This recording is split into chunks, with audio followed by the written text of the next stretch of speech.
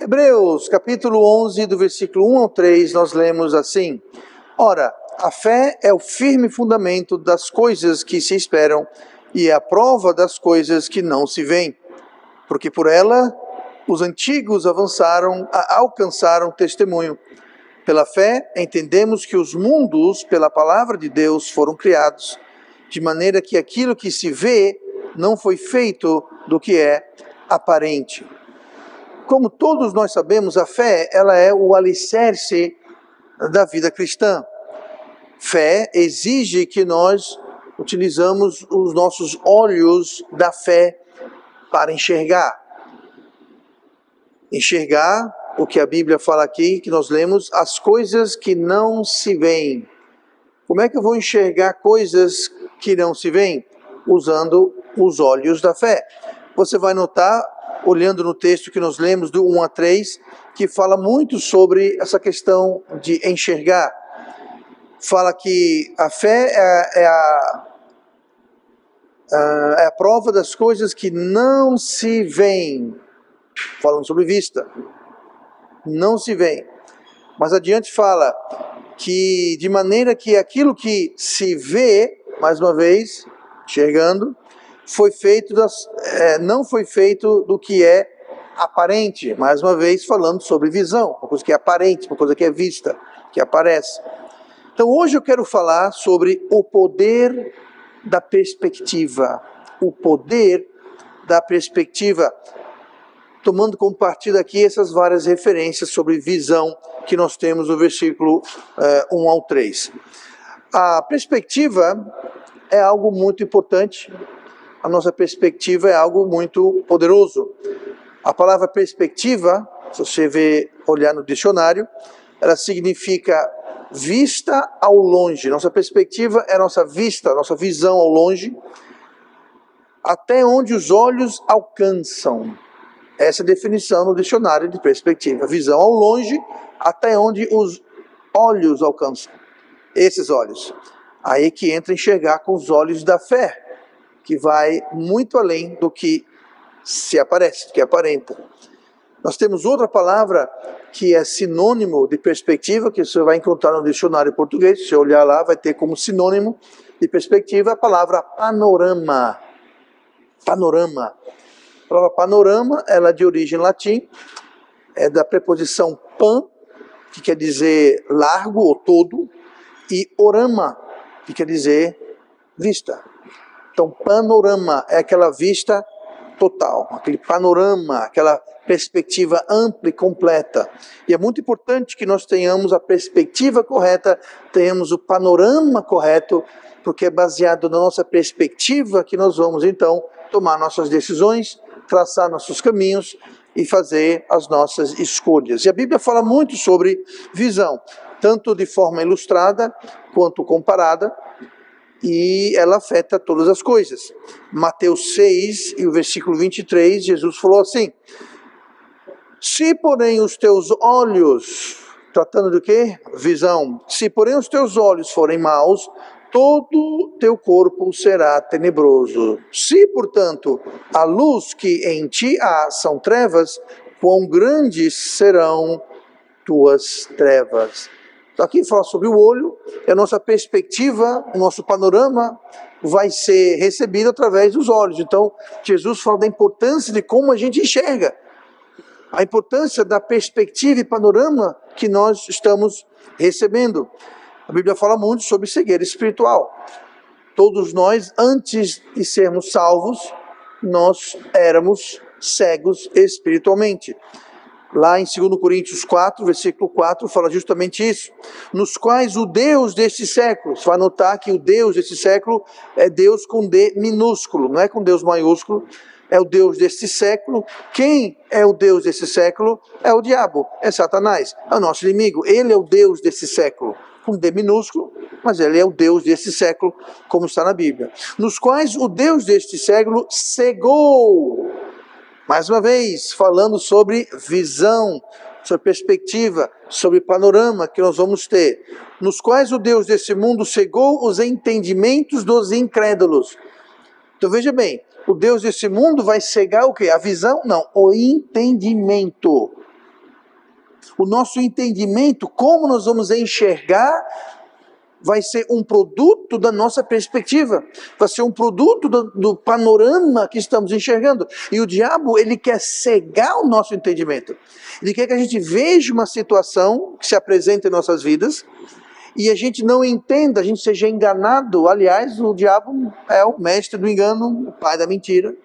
E ele quer nos enganar, ele quer mentir para nos dar a perspectiva e o panorama errado. Por quê? Porque aí nós vamos ter o nosso entendimento cego. Todo o nosso entendimento, nossas decisões estarão cegos, estarão falhos. Continuando. O qual Deus deste mundo cegou os entendimentos dos incrédulos para que lhes não resplandeça a luz do evangelho da glória de Cristo, que é a imagem de Deus. Até no finalzinho que fala, é a imagem de Deus. O que é uma imagem? É algo que nós enxergamos. É importante que o crente tenha sempre a imagem de Deus na sua perspectiva, no seu panorama. É ter a imagem de Deus, a figura de Deus. É sempre incluir Deus nas nossas decisões, nas nossas atitudes, nas nossas opiniões. E aqui, 2 Coríntios 4,4 está falando especificamente sobre salvação. Mas ele trata e aborda do entendimento, porque ninguém pode ser salvo sem ter o entendimento do evangelho. A fé começa pelo ouvir. E a fé é o quê? Ela começa na mente, no entendimento, passa para o coração, onde exercitamos fé, e aí gera uma decisão, uma obra, uma escolha. Por isso que o Tiago fala que fé sem obras é morte. Você pode falar que entendeu, falar que creu, mas se aquilo não resulta, não tem uma obra, não produz uma atitude, uma opinião, alguma coisa que reflita aquela fé, então aquela fé é morta. Fé sem obras é morta. Então não adianta você saber, porque se você sabe e você crê, aquilo vai gerar um resultado visível, evidente em sua vida. Se não gerar, é porque a fé é morta. Então aqui está falando que o diabo, o inimigo, o Deus desse mundo, ele quer cegar o entendimento dos incrédulos. Para quê? Para que eles não entendam o evangelho. Para que eles não vejam a necessidade que eles têm de salvação. Ninguém nunca será salvo sem antes entender que ele é perdido. Primeira coisa, antes de ganhar alguém para Cristo, você tem que perder aquela pessoa. Aquela pessoa tem que entender que ela é perdida, sem esperança, condenada, destituída da glória de Deus. Esse é o ponto de partida do evangelho. E se o diabo segue o entendimento dos incrédulos, que vão dizer, eu não sou tão ruim assim. Você tem que ver meu vizinho. Aquele sim, aquele não presta. Eu não sou tão ruim assim não. Eu não sou tão mal, nunca matei ninguém, eu nunca fiz mal a ninguém. Sabe o que é isso? Quem fala isso? Alguém que tem um entendimento cego. Ele não está entendendo, o entendimento dele está cego. Ele não vê, não se enxerga como sendo alguém que precisa de salvação. Mas além do incrédulo, tem os salvos, nós crentes. Nós temos decisões e escolhas a fazer todos os dias, em todas as áreas das nossas vidas. E se essas escolhas vão ser feitas de forma correta e sábia, a modo de agradar a Deus, nós temos que ter o nosso entendimento correto. Para ter o entendimento correto, nós temos que ter a perspectiva correta, o panorama correto. Porque a fé nada mais é do que isso.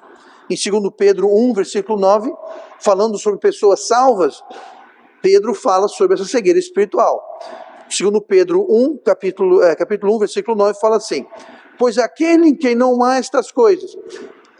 Depois você lê o contexto todo do capítulo, mas Pedro começa dizendo, pegue a sua fé, sua salvação, e acrescente a sua salvação uma série de coisas. E aqui ele fala então no final.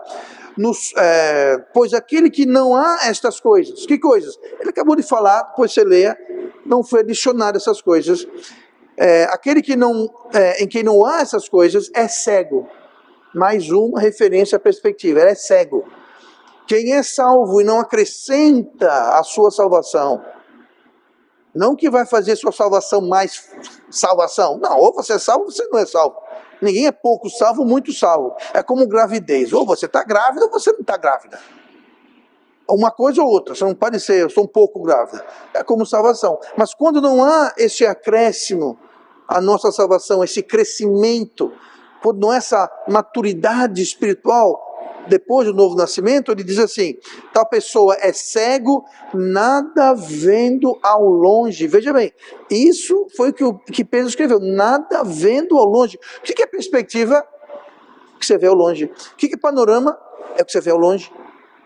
Então ele fala que quem é salvo, mas não cresce espiritualmente, não adiciona o que precisa ser adicionado no seu crescimento espiritual, ele é cego, nada vendo ao longe, veja bem, havendo-se esquecido da purificação dos seus antigos pecados. Sabe o que quer dizer? Alguém que é salvo, mas não cresce espiritualmente, pode chegar num ponto que esqueceu que é salvo. Ele esqueceu da purificação dos seus antigos pecados. Não é que não foi purificado. Ele esqueceu. Você não pode esquecer de algo que você nunca fez, nunca teve. Você não pode esquecer daquela viagem que você fez aquele lugar que você nunca foi. Você não pode esquecer. Esquecer indica que uma vez estava aqui, mas esqueceu. Então, alguém que tem perspectiva, o panorama errado, alguém que não está andando, enxergando com os olhos da fé, pode chegar ao ponto, não de perder a salvação, salvação ninguém perde, mas pode chegar ao ponto de esquecer que é salvo. Você pergunta, se você morresse hoje, você tem certeza que é para o céu? Pastor, eu não sei. Como não sabe? Como que um crente não sabe, não tem certeza? Sabe o que é isso? Alguém que não está com a perspectiva correta, alguém que está tendo seu entendimento cego pelo Deus deste mundo. Isso é algo muito perigoso para o crente. Então a perspectiva correta ou errada, ela vai gerar certas coisas em nossas vidas. E é isso que eu quero falar hoje. Eu quero ver algumas coisas que acontecem quando nós temos a perspectiva errada, ou correta no caso. Então, ainda em Hebreus 11, olhe comigo no versículo 7, e nós vamos ver aqui que a perspectiva correta, ela gera salvação. A perspectiva correta, ela gera salvação. Versículo 7. Lembrando que tudo é dentro do contexto de Hebreus capítulo 11, que é conhecido como o grande capítulo da fé. Hebreus 11 trata exclusivamente da fé, dos personagens da fé, dos resultados da fé, é tudo sobre fé.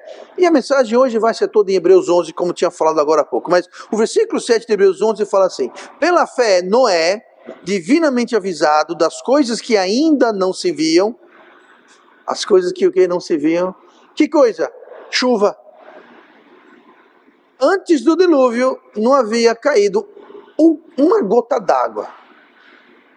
Tudo bem que o dilúvio não foi só resultado de chuva. A Bíblia fala que também abriram-se as fontes de dentro da terra e a água jorrou de dentro da terra e também choveu. Mas de todo modo, não tinha chuva, dilúvio. Não chovia na terra. Que já é assunto é pano para outra manga, mas as coisas que não se viam. Falou, não é, vai chover, vai ter uma enchente, vai ter um dilúvio, vai inundar. Ninguém nunca viu isso. Nunca tinha acontecido dilúvio nem enchente, nem nada. Mas enfim, então fala aqui que ele foi divinamente avisado das coisas que ainda não se viam, temeu. Noé foi avisado das coisas que não se viam e temeu. E para a salvação da sua família, preparou a arca pela qual condenou o mundo e foi feito herdeiro da justiça, que é segundo a fé. Então aqui nós temos um resultado claro da perspectiva correta, que é gerar salvação e livramento. Entenda bem, a palavra salvação não é apenas e tão somente salvação espiritual. Nós vamos ver isso daqui a pouco. Salvação quer dizer também livramento, suprimento, tomar conta, zelar, cuidar, tudo isso vem debaixo do sentido de salvação. Mas aqui, então nós temos essa questão de salvação, que vai além da salvação espiritual. Lá em Efésios 5, 23, fala assim, porque o marido é a cabeça da mulher, como também Cristo a cabeça da igreja, sendo ele próprio o salvador do corpo. Peraí, então o marido é o salvador da mulher? Mas não no sentido espiritual. No sentido material, no sentido físico, é o marido que deve tomar conta da mulher. É a ordem que temos na Bíblia. O marido deve tomar conta, deve ser o salvador da mulher. Assim como Cristo toma conta que supre a igreja. Quem foi que supriu as necessidades desta igreja, da igreja na sombra, para começar, para manter? Quem foi que supriu? Deus. Por quê? Porque ele é o cabeça, Cristo é o cabeça da igreja, ele é o salvador, ele que cuida, que supre. Lá em 1 Timóteo 4,10, eu mencionei isso outro dia, mas em 1 Timóteo 4,10 diz assim: porque para os que trabalham, porque para isso trabalhamos e somos injuriados, pois esperamos no Deus vivo, que é o Salvador de todos os homens, principalmente dos fiéis. Isso quer dizer que Deus salva todos os homens? Então todo mundo é salvo? Está dizendo aqui. Mas você tem que ter a perspectiva correta, que é qual? Salvador na Bíblia não quer dizer simplesmente salvação espiritual. A Bíblia fala que o sol se levanta e se põe para quem? Para o justo e para o injusto. A chuva cai para quem? Para o justo e para o injusto. Então ele é o salvador de todo homem. Tudo que tem na terra, tudo que a humanidade desfruta, saúde, a chuva, o sol, a fertilidade da terra, a abundância da criação, tudo isso, quem dá isso? Deus dá isso.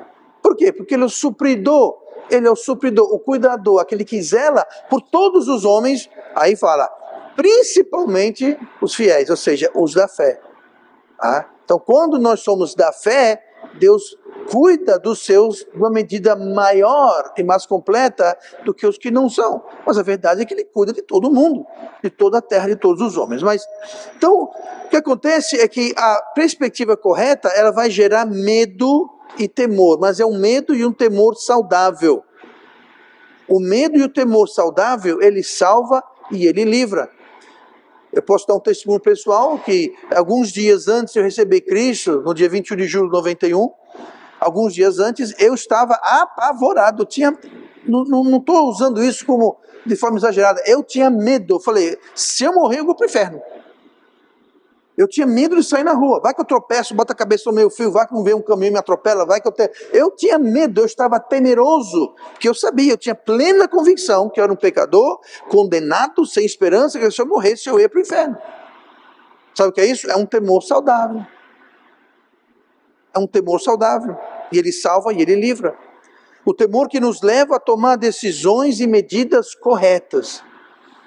Agora, se nós temos a perspectiva errada, nós não vamos tomar as medidas que devemos tomar. Por quê? Porque aquela perspectiva errada não está gerando o temor e o alarme e o alarde que deveria estar sendo gerado, porque a nossa perspectiva está falha. Então Noé salvou sua família, por quê? Noé salvou sua família porque ele creu nas coisas que ainda não se viam. Deus falou, Noé, vai vir um dilúvio aí, construa uma arca. Deus, o que é dilúvio? E 2, o que é uma arca e para que serve uma arca? Agora veja bem, Deus não mandou Noé construir um barco, uma arca. O que é uma arca, pastor? É um baú. Nada mais é um baú. Ele não falou construir um barco, construir uma arca. Aí deu instruções exatas e precisas de como aquela arca deveria ser construída. E coincidencialmente era uma arca que era prova d'água e flutuava, porque usava betume, enfim, flutuava, mas Noé obedeceu, ele não sabia, navio não existia navio nem barco, porque não existia corpos de água grandes, então não havia barco, não havia chuva, não havia, então ele creu naquilo que não se via, naquilo que não conhecia, naquilo que não sabia, mas ele acreditou, aquilo gerou nele um temor, a perspectiva correta gerou o temor correto, e ele tomou uma atitude que resultou em quê? Na salvação dele e da sua família e da criação também. Então a perspectiva correta o levou a temer, e ele preparou a arca, como nós lemos. Ele preparou a arca porque ele temeu, e temeu porque foi avisado. Os outros habitantes da terra não temeram. Por quê? Porque a perspectiva deles não era correta. Noé demorou mais de 100 anos construindo a arca. E enquanto ele construía a arca, ele pregoava. Não só ele pregoava avisando, mas a própria testemunha, o próprio fato que ele passou 100 anos construindo uma arca gigante. Lembrando que não tinha guindaste, não tinha equipamento elétrico, era tudo aqui, ó, na mão, no muque, no braço. 120 anos. Você imagina um povo, não é? Está construindo o quê? Uma arca. O que é uma arca? Eu não sei, mas estou construindo uma arca. Para quê? Também não sei, mas estou construindo. Deus falou que veio um dilúvio aí. O que é dilúvio, não é? Eu não sei, mas eu estou acreditando. Com a minha visão da fé, eu vou acreditar no aviso e eu vou preparar a arca. Os outros não acreditaram. Que, aliás, foi um dos motivos porque Deus trouxe o dilúvio. É só você ler lá na Bíblia, mas Deus trouxe o dilúvio justamente porque a imaginação do pensamento do coração do homem, ou seja, a perspectiva dele, era continuamente para o mal. Então Deus precisou trazer a arca. Então, quando a nossa perspectiva, quando a nossa opinião, nossa visão, quando o nosso panorama é falho, é errado, nós não vamos temer Deus, nós não vamos temer os seus avisos na palavra de Deus, assim como aqueles que pereceram no dilúvio. Eles não estavam proibidos de entrar na arca. Não foi Noé que fechou a porta da arca. Era só questão de entrar, mas ninguém entrou. Nós não agimos como deveríamos agir, ou seja, como Noé agiu e se livrou e se salvou e preparou a arca, mas nós trazemos, com a perspectiva correta, nós trazemos salvação e livramento para nós e os nossos familiares. Noé foi salvo? Foi. Mas foi salvo também quem? Noé, a dona Noé, os 3 filhos de Noé e as 3 noras de Noé. Pela fé de uma pessoa, 8 foram salvos. Só. Mas foi de uma pessoa apenas. Então é algo não muito óbvio, mas é muito verdadeiro, que nós não trazemos condenação ao mundo quando nós agimos de forma errada. Noé condenou o mundo. O versículo 7 falou o quê? Preparou a arca pelo qual condenou o mundo. A preparação da arca, aquele tempo que ele passou construindo a arca, aquilo era uma condenação para o mundo. Era uma evidência, era o fruto da fé dele, que estava lá todo dia, aquela arca enorme sendo construída lentamente, ao curso de anos e décadas. Aquilo era uma grande condenação. E quando as pessoas nos enxergam, as nossas boas obras, quando a nossa luz brilha, como Jesus falou, que a nossa luz deve brilhar para que os homens vejam as nossas boas obras e glorifiquem o vosso Pai que está no céu, é justamente isso. Quando nós temos a perspectiva, o panorama, a opinião, a visão, a atitude correta, aquilo é uma condenação para o mundo. Uma condenação não para condenar, mas uma condenação para trazer o mundo a Cristo. Noé construiu e pregou, a intenção não era, essa arca aqui, nenhum de vocês vai entrar. Não era essa a pregação dele. Ele falou, vem aí um dilúvio, vai ter destruído toda a vida na terra, Deus mandou fazer essa arca, quem quiser entrar, quem quiser acreditar, entre. E lê em Gênesis, quem fechou a porta foi Deus. Deus fechou a porta da arca. Não foi Moisés, não foi Noé. Moisés certamente não fechou a porta da arca, mas não foi Noé. Não foi Noé. Deus fechou a porta da arca, porque aquela condenação que ele trazia ao mundo era uma condenação para trazer convicção. Somos nós evangelizando. A gente fala para a pessoa, olha, a Bíblia fala que todos pecaram, você é um pecador, você está sob a condenação de Deus. Aí tem muito irmãozinho de certas igrejas que digam, tu vai para o inferno. Pronto, o evangelismo não é esse. Você é um pecador, é condenado, vai morrer, vai para o inferno. Tchau, passe bem. Gente, isso não é evangelho. Evangelho quer dizer boas novas. Mas o evangelho, como disse agora há pouco, o evangelho começa com condenação. Condenação é o motivo do evangelho. Por isso que antes de ganhar alguém para Cristo, você tem que perder a pessoa.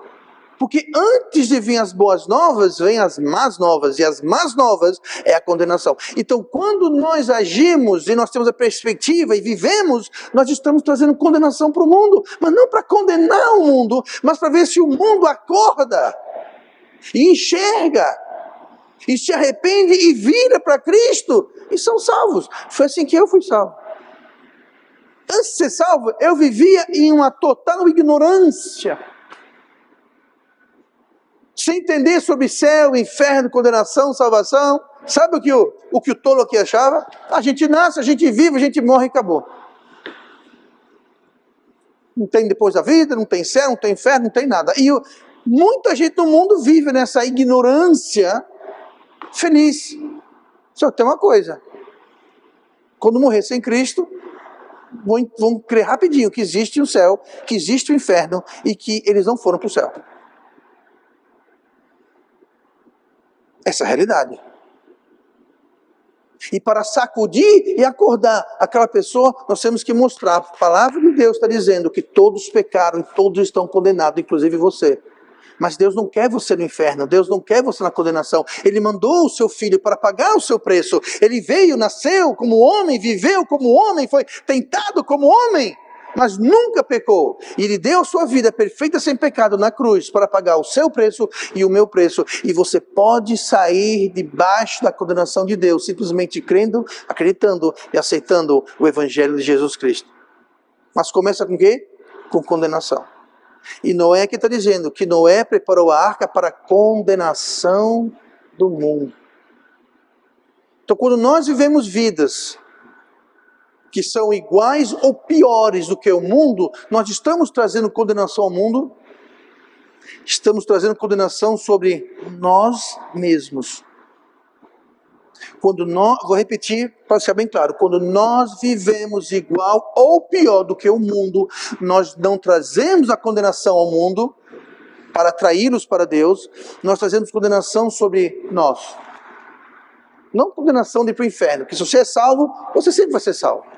Você não foi salvo pelas obras, não vai perder a salvação pelas obras. Mas a Bíblia fala que Deus açoita todo aquele que recebe como filho. E Ele disciplina quando nós saímos dali. Então essa condenação nós estamos trazendo para nós mesmos. Porque em vez de trazer condenação ao mundo, vivendo para Deus, nós estamos trazendo condenação sobre nós mesmos, porque estamos vivendo para o mundo. Noé não fez isso. Ele preparou a arca pela qual condenou o mundo. O mundo está nos observando. E se eles não veem diferença, eles vão ficar, não vai ter condenação, não vai ter convicção na vida deles. Você lê o histórico de muitos heróis da fé, um exemplo aqui que me vem à mente, Policarpo. Policarpo era bispo, pastor em Esmirna. Ele foi martirizado. E a sua coragem perante a multidão, quando viu a coragem e o testemunho dele, muitos foram salvos.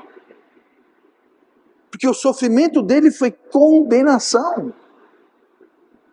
Eles viram aquilo e sentiram, pelo testemunho deles, sentiram a necessidade que eles tinham de Cristo, de Deus. Por quê? Porque ele teve bom testemunho. Talvez, provavelmente, você e eu não vamos precisar passar pelo que Policarpo passou.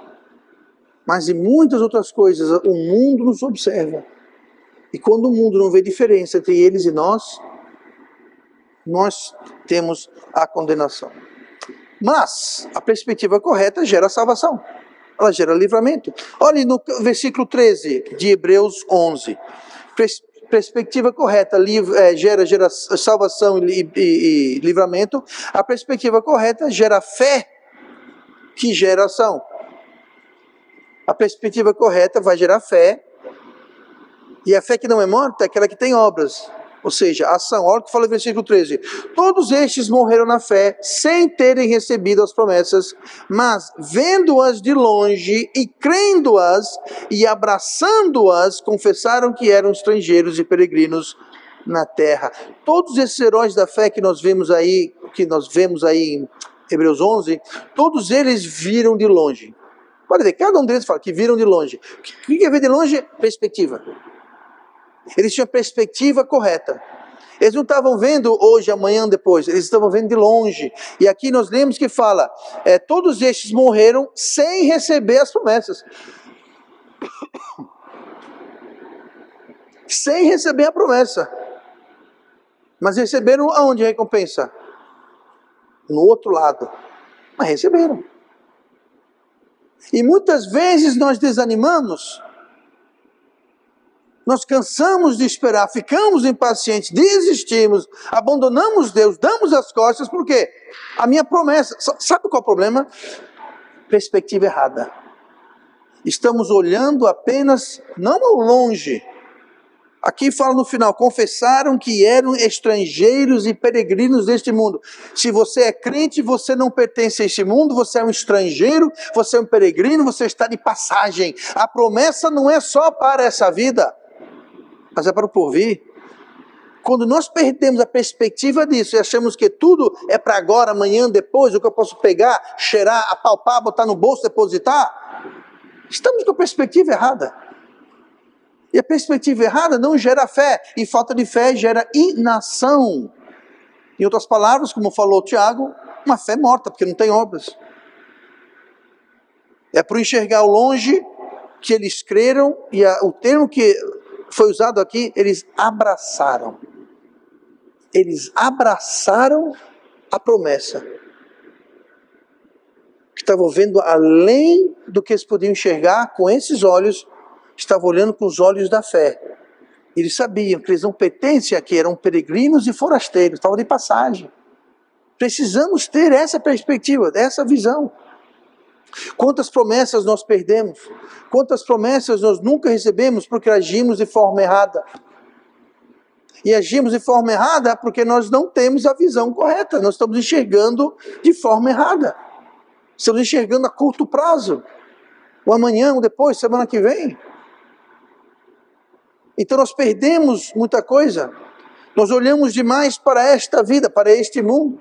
Nós não estamos olhando para o alto, de onde vem a nossa salvação, de onde é a nossa cidadania. E isso vai gerar escolhas, decisões erradas de uma perspectiva errada. Assim foi com Noé. A salvação dele veio por temer e ele agiu. Se nós não tememos os avisos que estão na palavra de Deus, se nós não tememos, nós não vamos agir. Não de forma correta, vamos agir, mas de forma errada, de forma equivocada. Olha comigo no versículo 25 de Hebreus 11. A perspectiva correta gera salvação e livramento. A perspectiva correta gera fé, que gera ação, ação correta. E a perspectiva correta vai gerar escolhas corretas. Olha o que fala aqui no versículo 25. Aqui é falando sobre Moisés, e é Moisés mesmo agora, viu? Não é não, agora é Moisés. Fala assim, versículo 25. Escolhendo, a perspectiva correta gera o quê? Escolha correta. Então já começa aqui, ó, escolhendo. Escolhendo antes ser maltratado com o povo de Deus, do que por um pouco de tempo ter o gozo do pecado, tendo por maiores riquezas o vitupério de Cristo do que os tesouros do Egito, porque tinha em vista a recompensa. Ele tinha em quê? Em vista. Ele tinha na sua perspectiva a recompensa. Gente, isso aqui era Moisés quando ele era príncipe do Egito. Ele tinha dinheiro, tinha influência, posição, tudo que o mundo podia oferecer para um príncipe da nação mais rica do mundo estava aos pés de Moisés. Se fosse hoje, ele teria todo o luxo, todas as oportunidades, acesso a tudo, dinheiro, riqueza, posição, influência, tudo garantido. Era um príncipe. Mas olha o que enxergar com os olhos da fé fez. Ele falou, não. Eu vou recusar tudo isso. Agora. Que eu estou vendo. Eu estou comendo o banquete do rei. Eu estou dormindo no palácio de Faraó. Eu estou estudando sobre os mestres do Egito. Eu tenho tudo isso. É fé. Não era fé. Ele tinha, estava ali na mão dele. E ele falou, eu vou deixar isso de lado. E eu vou escolher sofrer com o povo de Deus. Por um pouco de tempo. Eu vou ler de novo esse versículo. Escolhendo antes ser maltratado com o povo de Deus, do que por um pouco de tempo ter o gozo do pecado. Ele falou, eu sei que eu sou hebreu, eu não vou pecar dando as costas para o meu povo e desfrutar. Nada de errado com as riquezas e os benefícios do Egito. A questão não é essa, a questão é que ele sabia que ele era hebreu. Ele sabia. E ele falou, eu estou vendo o sofrimento do meu povo, eu não vou dar os olhos fechados para isso e aproveitar isso aqui, porque isso é errado. Eu sei quem eu sou, sei quem ele sou. Então ele falou o quê? Eu prefiro sofrer com o povo de Deus, o meu povo, por um pouco de tempo. Aí continua. Tendo por maiores riquezas, maiores do que tudo que ele tinha aqui já à mão. Ouro, riqueza, influência, posição, segurança. Os tesouros do Egito, porque tinha em vista perspectiva. O que você tem em vista? Moisés tinha tesouro, fama, era um príncipe. Alguém aqui é um príncipe? Alguém aqui é rico? Que pena, eu esperava que alguém tivesse assim, mas enfim. Alguém tem o que Moisés tinha? Quantas vezes a gente, por muito menos do que Moisés tinha, irmãos, a gente escolhe as migalhas que nós temos em mão e nós damos as costas para os tesouros das riquezas de Deus. Por quê? Eu vou trocar o certo, pastor, pelo duvidoso? Gente, nunca é duvidoso servir a Cristo, nunca é duvidoso viver para Cristo, nunca é duvidoso fazer a coisa certa, nunca é duvidoso. Mas se você pensa que servir, seguir e obedecer a Cristo é duvidoso, a sua perspectiva, a sua visão está totalmente equivocada. O Deus desse século cegou o seu entendimento. Não vou trocar o certo pelo duvidoso. Que certo? Sobre riquezas. O que a Bíblia fala sobre riquezas? Vai confiar naquilo que não é, aquilo que cria asas e vai voar? Mas muitos trocam riqueza ou migalha de riqueza pelas coisas de Deus. Perspectiva errada. Moisés disse não a tudo isso que o mundo tinha a oferecer. Por quê? Porque ele tinha em vista a recompensa. Em vista. A perspectiva dele estava ao longe. A decisão sábia sempre vai levar à recompensa divina. Toda decisão sábia que você ou eu fazemos, sempre vai levar à recompensa divina. Sempre. E a decisão tola que nós tomamos sempre vai trazer condenação. E consequências que você não vai querer. Veja bem, o pecado no começo é bom. O pecado no começo é inconsequente. O pecado no começo não é tão sério. E aí está o engano do pecado. Mas o pecado sempre vai custar mais do que você quer pagar. O pecado sempre vai detê-lo mais do que você esperava ficar. O pecado vai te levar muito mais longe do que você esperava ir. Não são palavras minhas, são palavras de um grande homem de Deus, um grande pregador, chamado Bob Jones. Ele falou, o pecado sempre vai levar você mais longe, custar mais caro e deter mais tempo. E é verdade. A gente pensa assim, eu vou ali botar o dedinho do pé no pecado. Vá, isso acontece, daqui a pouco você está lá. Está o pé, está o braço, está a mão, está o corpo todo, está lá longe, não é? Por quê? O pecado no começo é bom. O amargor do pecado vem depois. Vem depois, é o engano do pecado. Às vezes nós perdemos a vista da recompensa da escolha certa. Muitas vezes nós perdemos de vista o salário do pecado. E quando nós perdemos vista da recompensa de fazer o que é certo, e perdemos de vista o salário do pecado, nós nos encrencamos. Por quê? Estamos com a perspectiva errada. Está errada, não estamos enxergando direito o que está acontecendo. Mas quando mantemos a perspectiva de que o salário do pecado é morte, não só fisicamente, mas a morte em outros aspectos, dos nossos relacionamentos, nosso trabalho, nossas finanças, nossa saúde, tudo. O que é morte? Morte é ausência de vida. Quando o pecado começa a se alastrar e destruir tudo em nossas vidas, aí nós vamos, tarde demais, entender que sempre o salário do pecado é a morte. Você não é exceção, eu não sou exceção, não existe exceção. É uma lei espiritual. Uma lei espiritual. Pecado nunca compensa. nunca compensa. E sempre é muito mais fácil fazer o que é errado. Perceberam isso? Sempre é fácil fazer o errado. Sempre é mais difícil fazer o que é certo. É nessas horas que precisamos ter a perspectiva correta, de entender que existe uma recompensa, existe um salário do pecado, e que nunca vale a pena pecar. Por último, essa noite, olhe comigo para o versículo 27 de Hebreus 11. Nós vimos que a perspectiva correta gera salvação e livramento. A perspectiva correta, ela gera fé, que por sua vez gera ação. A perspectiva correta gera escolhas corretas, pelas quais somos abençoados. E, por último, a perspectiva correta gera coragem. Coragem. Gente, a vida cristã não é para fracos. A vida cristã não é para covardes. A vida cristã não é para floco de neve, não. Que, ai, gente, ofendido, ai, pequena. Tem que ser coragem. Coragem. Olha o que fala aqui o versículo 27. Pela fé, deixou o Egito, aqui falando sobre Moisés ainda. Pela fé, deixou o Egito, não temendo a ira do rei, porque ficou firme. Como o quê? Como vendo o invisível. Muito interessante, ele via o que não era visto. Essa perspectiva de ver o invisível gerou o que nele? Coragem. Coragem. Ele não temeu o rei. Agora, entenda uma coisa. Naquela época, a palavra do rei era lei.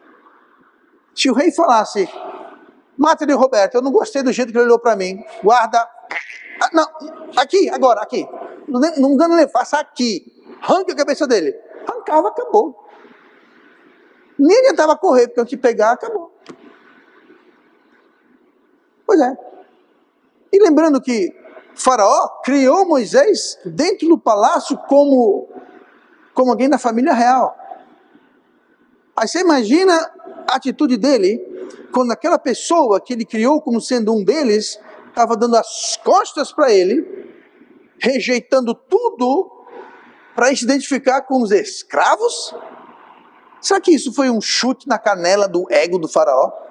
Só que o Faraó ficou chateado com isso. Como é que você vai dar as costas para tudo isso em troca de se juntar com os escravos? Você perdeu o sentido? Isso passou pela cabeça de Moisés. Por quê? Porque aqui nós lemos fala, pela fé deixou o Egito não temendo a ira do rei. Então ele sabia as consequências do que ele estava fazendo. Mas ele fez. Por quê? Ele estava com coragem, bravura, deixou o Egito. E também a bravura não só do rei, mas a bravura de eu tinha tudo, agora eu não tenho nada. E de fato, ele saiu fugido para o deserto, foi tomar conta das ovelhas lá de Jetro, casou com a filha dele e por 40 anos morou onde Júdah perdeu as botas. No deserto mais longe que tinha, lugar mais isolado, mais longe de tudo, foi lá que ele teve que se enfiar. Pois é, deixou os palácios com conforto, riqueza e luxo, para ir morar lá no meio do deserto. Pois é. Você não teria medo de fazer isso? Vou dar um exemplo pessoal. Em 2003, eu e a irmã Simone, nossas filhas, nós deixamos a Inglaterra para ir para os Estados Unidos. Moramos há 2 anos, viajando de ponta a ponta, visitando igrejas, espalhando nosso projeto, pregando nas igrejas, tal e coisa. Tudo bem. A minha condição quando eu estava na Inglaterra era boa, tinha emprego bom, tinha uma casa, tinha uma igreja, trabalhava na igreja, tinha família, tinha carro, beleza. Todo mês cai dinheiro na minha conta. Aí, em abril de 2003, eu pedi demissão. Aí não sei porquê, mas aquele dinheiro que entrava todo dia primeiro na minha conta, parou de entrar, assim, misteriosamente. E o seu salário, pastor? Eu não tinha salário. Eu comecei a viver da poupança que eu tinha, da indenização que eu tive, do acordo que eu fiz lá com a empresa, que já é outra história, um dia eu conto, já não contei.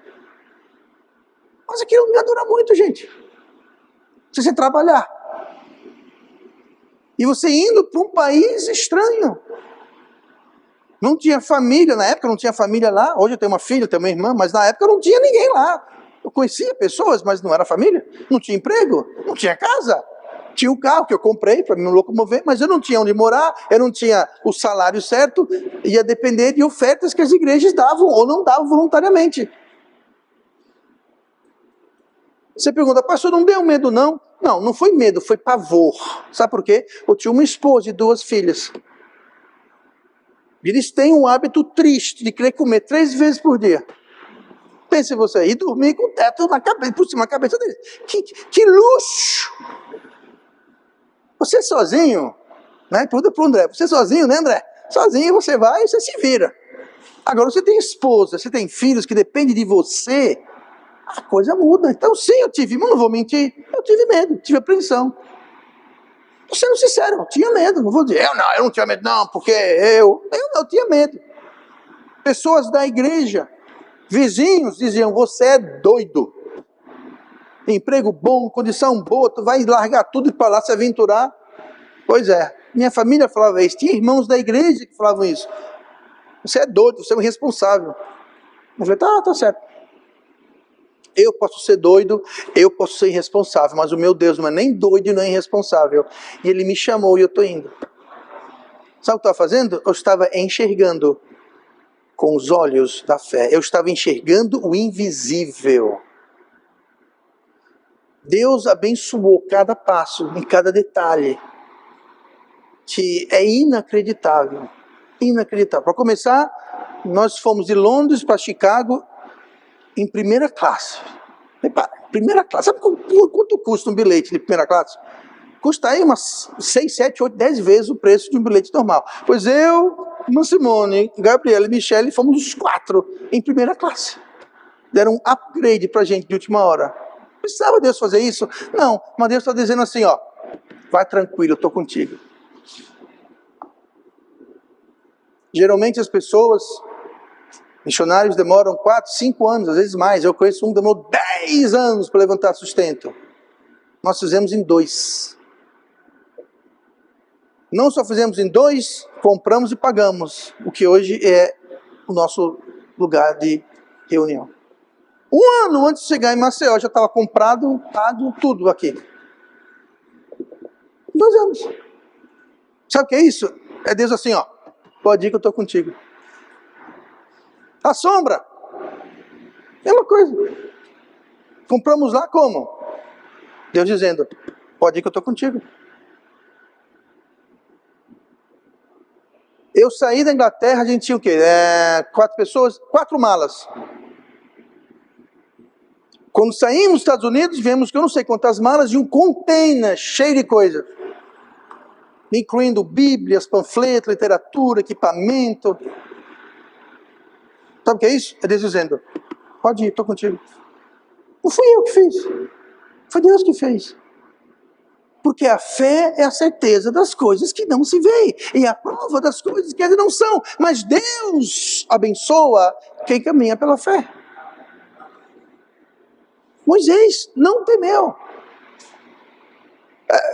Aqui fala que Moisés deixou o Egito não temendo o rei. Não quer dizer que ele não teve medo. O que isso quer dizer é que ele, sabendo que o rei poderia fazer, ele foi mesmo assim. E essa é diferente.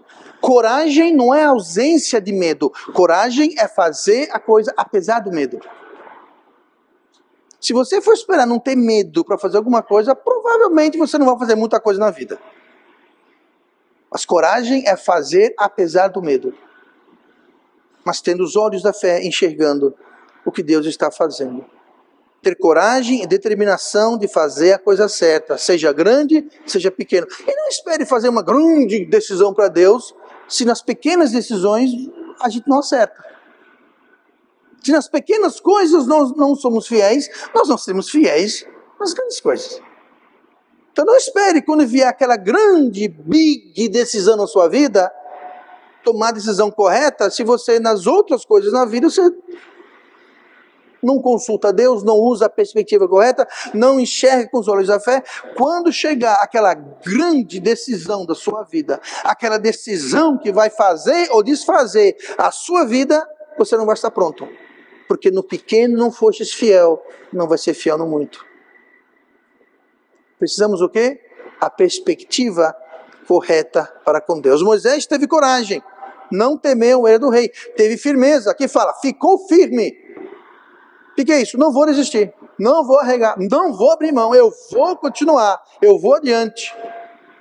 Porque viu o invisível. Você enxerga o invisível? Porque fé é enxergar o invisível. E se você não enxerga o invisível, você não vai andar pela fé.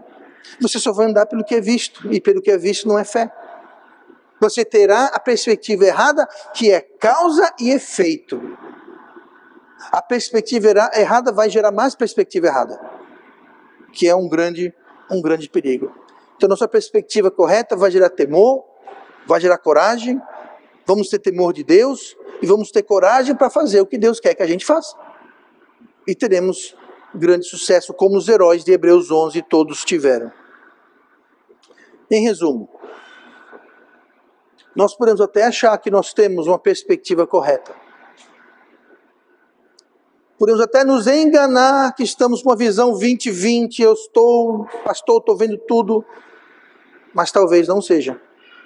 Lembre-se que o diabo, ele quer cegar o nosso entendimento. Preste bem atenção no que eu vou dizer aqui agora. Toda decisão que você faz, e eu vou qualificar, toda decisão errada que nós fazemos, quer dizer, eu não, né? Vocês mesmo. Toda decisão errada é fruto de uma perspectiva errada. Agora, veja bem atenção. Quem faz a decisão errada pensa que está fazendo a decisão certa. Sabe o que é isso? Engano.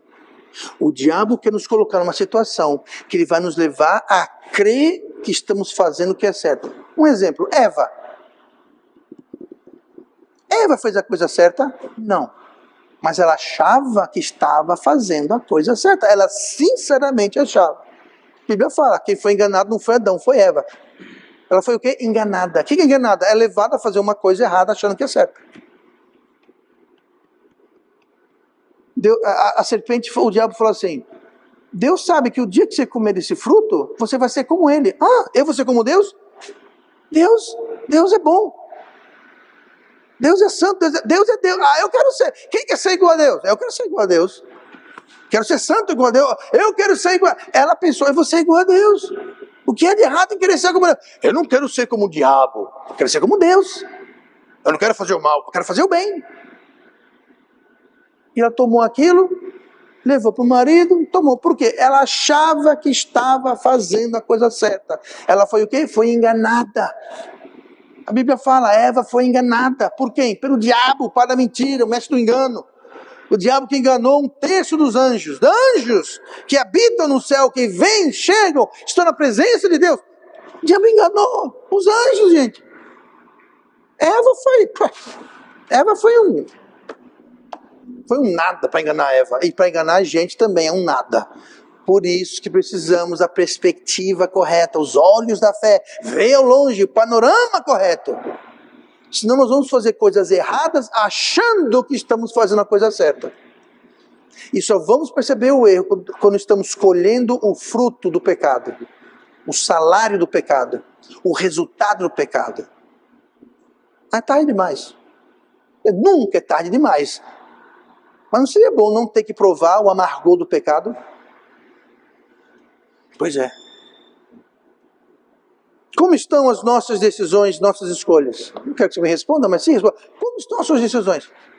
Todas, das mais banais, cotidianas e simples, até as mais complicadas e transformadoras de vida. Não interessa. Como estão as nossas escolhas? Estão sendo feitas pela perspectiva dos olhos da fé? Ou estão sendo feitas pelas nossas opiniões e achismos? Ou por uma perspectiva equivocada? Como estão nossas ações? Ou falta de ações? Como está a nossa coragem e a nossa determinação? Certa vez conversando, faz tempo, com um irmão que era daqui da igreja, hoje não está mais na igreja.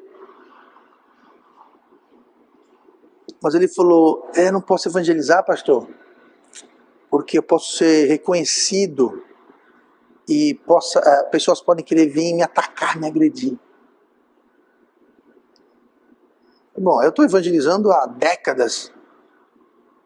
Eu nunca fui atacado, agredido. Já fugi da polícia algumas vezes evangelizando, é verdade, né? Alguns de vocês conhecem a história, mas... Eu conheço uma irmã aqui, irmã Fabiana. Quem lembra da irmã Fabiana? Pois é, ela foi mordida uma vez. Não, não essa irmã Fabiana, é outra. Ela foi mordida por um cachorro uma vez. Pronto, mas foi a única vez, nos quase 20 anos de igreja, que alguém perdeu sangue aqui na igreja evangelizando. Pois é. Como é que está na sua coragem? Ai, mas o que vão dizer, pastor? Minha família, meus amigos, meus vizinhos, meu... Vou usar uma palavra feia. Dane-se o que eles vão achar. O que Deus vai achar? Um dia nós vamos estar em frente de Cristo e ele vai dizer, por que você fez ou não fez isso e aquilo? Você literalmente vai ficar sem palavras. Porque nada que você fizer vai colar. Sabe qual vai ser a causa disso? Uma perspectiva errada. Uma visão errada. Não se iluda, nem seja enganado por falsas perspectivas. E o diabo vai querer construir uma perspectiva totalmente equivocada na sua vida. Para lhe afastar de Deus e o que Deus tem para a sua vida. Então não caia no engano. Tenha a perspectiva correta.